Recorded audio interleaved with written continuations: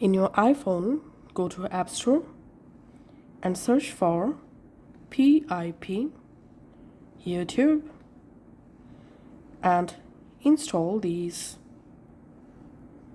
free YouTube app on your iPhone. Tube PIP for YouTube. Once the app successfully installed, launch the Tube PIP app on your iPhone and here select YouTube. And now you can use these YouTube app just like the normal YouTube application. Now just find out the video, which video you want to play in PIP mode. You can also use the search video option. So all you have to need, play the video here. Once the video is started, tap this PIP icon. And now you can just minimize your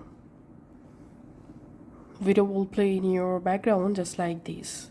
From here you can pause the video, you can fast forward the video from here. So that's how you can actually play video, YouTube video in our iPhone background, or we can minimize YouTube video just like this.